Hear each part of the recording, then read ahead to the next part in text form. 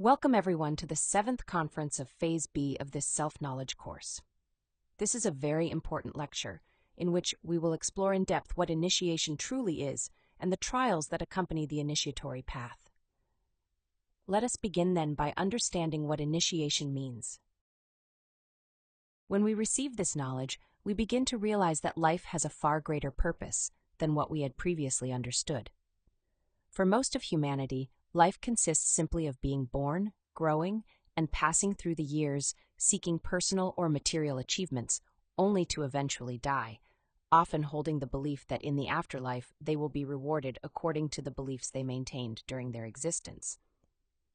However, as we begin to comprehend that each human existence is an opportunity to fulfill the true purpose of life, which is the intimate self-realization of our being, or the complete awakening of our consciousness, a new path begins to reveal itself before us.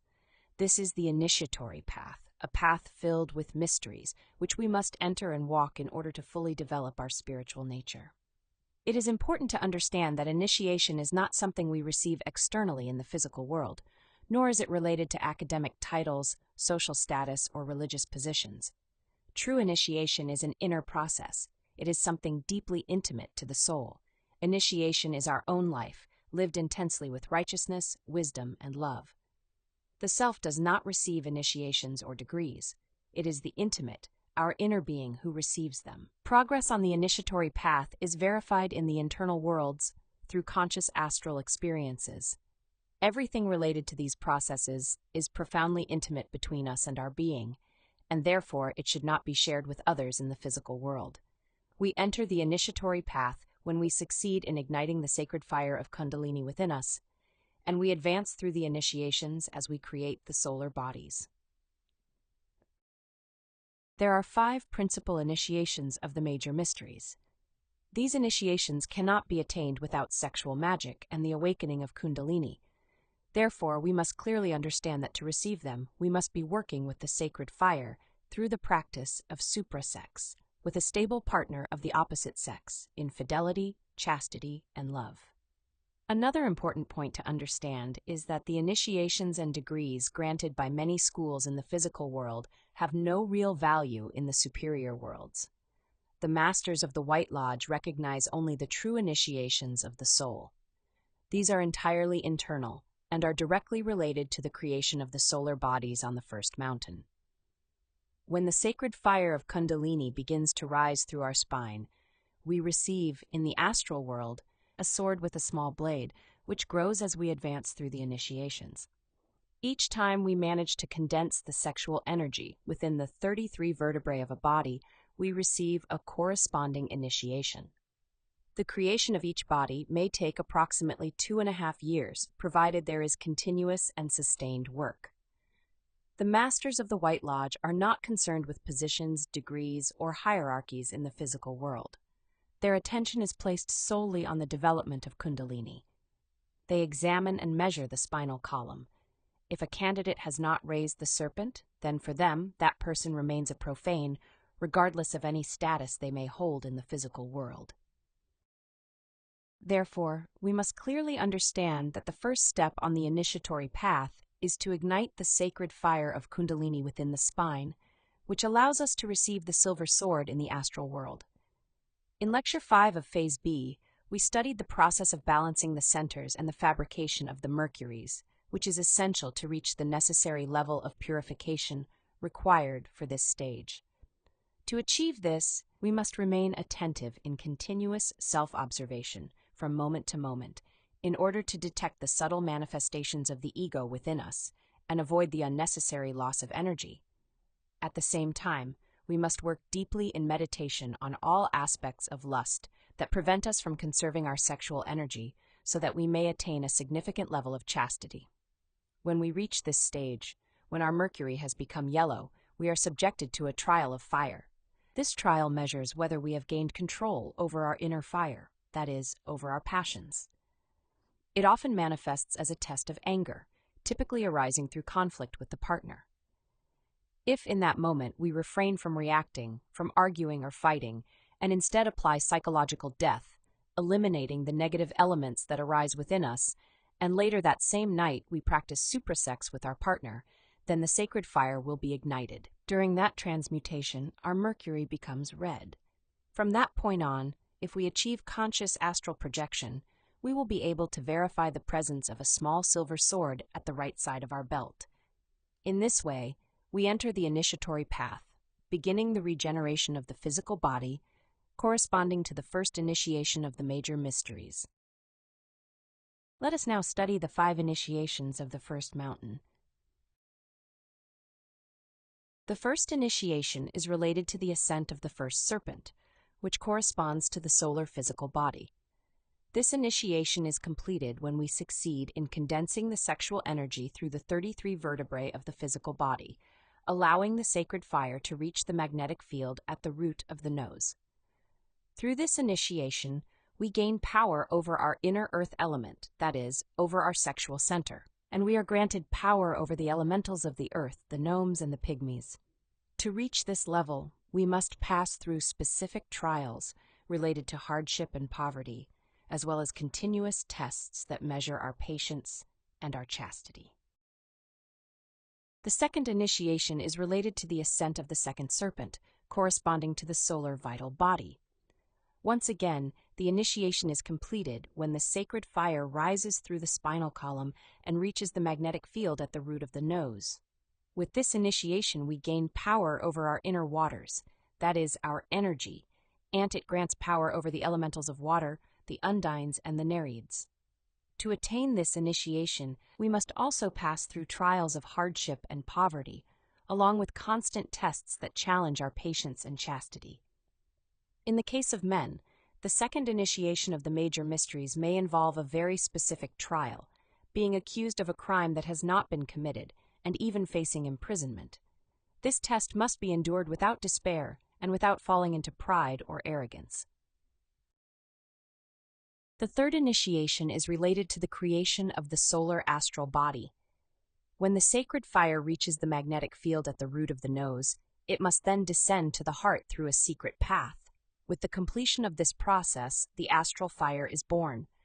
At this stage, the neophyte must live, in the astral body, the entire drama of the Passion of Christ. They must symbolically experience crucifixion, death, and burial, followed by resurrection, and must also descend into the abyss, remaining there for 40 days before ascending. All of this is an internal process, lived consciously in the astral plane. To achieve this initiation, it is essential to understand how to truly love one's partner. The sexual union must be infused with profound and selfless love. Every gesture, every word, and every caress must be completely free from desire. To complete this initiation, we must undergo continuous trials that test our obedience to the Father, as well as our loyalty to our energy and to our partner. At the end of this initiation, the initiate gains power over his inner fire, that is, his emotions, and receives power over the salamanders of fire. The fourth initiation of the major mysteries is related to the creation of the solar mental body. In this process, the sacred fire ascends to the point between the eyebrows and then descends to the heart. During this initiation, the mind must be crucified and stigmatized. Within the mental world, the universal fire shines through each of the 33 chambers that are opened at this stage, revealing profound and often difficult truths. To advance through this initiation, we must face numerous trials that measure our ability to detach ourselves from everything. At this level, a strong commitment to sacrifice for humanity is required, along with the discipline of learning not to criticize. Upon completing this initiation, the initiate gains power over his inner air, that is, his thoughts, and over the elementals of the air, the sylphs and sylphids, and also acquires the conscious and voluntary management of the solar astral and solar mental bodies. The fifth initiation of the major mysteries is related to the creation of the body of the solar will. Here again, the sacred fire rises to the point between the eyebrows and then descends to the heart. Whoever completes this initiation becomes a true human being, possessing a real human soul. At this stage, we learn to consciously fulfill the will of the Father. It is within the fifth initiation that we are faced with a decisive choice between two paths: the path of nirvana and the direct path. Through this initiation, the body of conscious will is brought into existence. To complete it, we must pass through trials that measure our willingness to renounce the world, as well as our capacity to obey the inner Father. Upon completing this initiation, the initiate gains power over his whole inner nature. Since he now has willpower, he can manage the faculties developed to that point and exert dominion over the elementals of nature. Let us now explore in greater depth the trials of initiation. When we enter the initiatory path and begin this inner work, a series of intense and demanding trials arise before us. The initiate must be tested in every aspect in order to determine whether they are truly prepared to continue advancing. These tests may extend over months, even years, during which one is examined daily to verify whether one is capable of remaining on the path and fulfilling each initiation. The first type of trials we will examine are the trials of details. These are subtle tests that are presented to us constantly from moment to moment in our daily life. They require a rigorous inner discipline, and to pass them successfully, continuous psychological work, especially psychological death from moment to moment, is essential. Anyone may be able to pass a great trial, but the small, almost insignificant tests are the ones that most people fail. This is precisely where many initiates become stuck, because they do not recognize these situations as tests. These trials appear in simple, everyday circumstances, for example, finding a coin on the ground. One might think that it has no value, yet by taking it, one fails a trial of details because one is appropriating something that does not belong to them. These tests examine us in every aspect of life, financially, within the family, and in matters of honesty, ambition, pride, lust, anger, jealousy, tyranny, laziness, and so on. Only through constant self-observation and the practice of psychological death can we succeed in overcoming them. Every achievement on this path must be earned. What we gain by passing these trials is reflected in initiations and degrees, but nothing is given freely. Everything requires effort and conscious work. These trials take place both in the physical world and in the internal worlds. This means that we are tested not only through our actions in physical situations, but also through our behavior in similar circumstances within the astral plane. To truly advance, we must succeed on both levels. If we fail a test, it becomes necessary to reflect deeply through meditation on what occurred. We must observe, understand, and eliminate the defects that led us to act incorrectly. In this way, when the same test is presented again, we will already have the comprehension needed to respond correctly, allowing us to pass and continue advancing on the path. There are also the trials of the guardians. The first of these trials is encountered during the creation of the solar astral body in the presence of the guardian of the astral world. In the astral plane, we will find ourselves face to face with a terrifying monster. To pass this test, we must confront it directly, throwing ourselves at it and defeating it with our sword. Whoever retreats or flees proves unfit as an initiate because they remain a slave to the ego. This monster represents our own ego, and if we feel fear and run away, we demonstrate that we are not yet willing to eliminate it. This trial is presented once, and if it is failed, it may be repeated up to 2 additional times. If we fail it 3 times, we lose the inner strength required for the path and eventually abandon the knowledge. The second of these trials takes place before the guardian of the mental world, and it is faced during the creation of the solar mental body. It is important to understand that the human mind is not truly human, it still functions at an animal level. On the mental plane, each person takes on a form that reflects their psychological nature. The cunning may appear as a fox, while those dominated by passion may resemble a dog or a goat. The encounter with the guardian of the threshold of the mental plane is even more terrifying. This is the great guardian of the world. Within this entity, our mental errors and distortions are personified. Those who fail this trial remain under the domination of this inner monster. To overcome it, we must confront it with determination, throwing ourselves at it and defeating it with our sword. The third and final of these trials is faced before the guardian of the world of will, also known as the guardian of the paths. This occurs during the creation of the solar causal body. In this encounter, we are required to make a fundamental decision to choose between the direct path, narrow and demanding, or the broad and easy path of nirvana. The guardian presents both options, explaining that one leads to the absolute, while the other leads to nirvana. Those who are not prepared to fully surrender to the will of the Father choose the easier path, the path of nirvana. It is said that 999 out of 1,000 initiates choose this route. Only a very small number, those who are truly willing to fulfill the will of the Father, choose the direct path. The path of nirvana may lead to peaceful and harmonious states of existence, even participation in higher societies across the universe. However, those who choose this path remain at a certain level of development, having awakened only a portion of their consciousness. Only those who dare to take the direct path, which leads to the ascent of the second mountain, are able to unite with their divine soul and achieve the birth of the intimate Christ within. Through this, they continue advancing toward the complete self-realization of the being and the full awakening of consciousness, attaining true freedom and the capacity to act consciously across all levels of existence. There are also the trials of the four elements, the trials of earth, water, fire, and air. These tests are presented to us constantly from moment to moment, as through them the hierarchies evaluate the inner state of the initiate, determining whether one is truly practicing or not.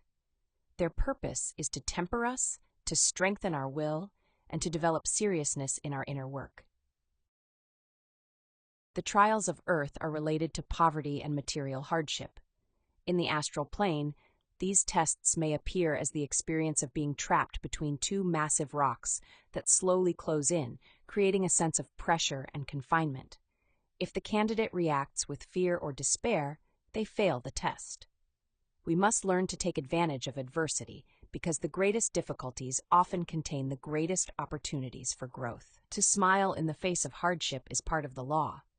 Those who allow themselves to be overcome by suffering in the challenges of life cannot successfully pass the trials of earth. On the physical plane, these tests are reflected in situations related to finances and material conditions. If we face them consciously, applying our psychological work, we will overcome them both externally and internally. The trials of water are also fundamental. In these tests, the candidate may find themselves in the astral plane thrown into the ocean with the sensation of drowning. Those who do not know how to adapt to the different circumstances of life, who cannot live among all types of people, or who give up in the face of life's struggles, inevitably fail this trial. The trials of fire are designed to measure serenity and inner sweetness. Those who are dominated by anger or emotional reactivity cannot pass these tests. During these trials, the candidate may experience being persecuted, insulted, or slandered in the astral plane. Many react with aggression and immediately fail. At other times, one may find oneself surrounded by flames. These flames terrify those who in daily life have not learned to control their passions and emotional impulses. Finally, we encounter the trials of air. These tests are related to detachment. Those who fall into despair when they lose something or someone they love, or who are unwilling to let go, fail these trials. In the astral plane, the candidate may experience being thrown into a deep abyss. The one who reacts with fear or panic returns to the physical body, failing the test. These are, in general, the principal trials related to initiation. If we truly wish to walk the path that leads to liberation, we must learn to take advantage of the most difficult moments in life. It is precisely within adversity that the opportunity to advance on this path is hidden. And with this, we conclude today's lecture. In our next conference, we will study everything related to the sacred fire. You are warmly invited to continue with us in the exploration of this profound and fascinating topic. Until next time.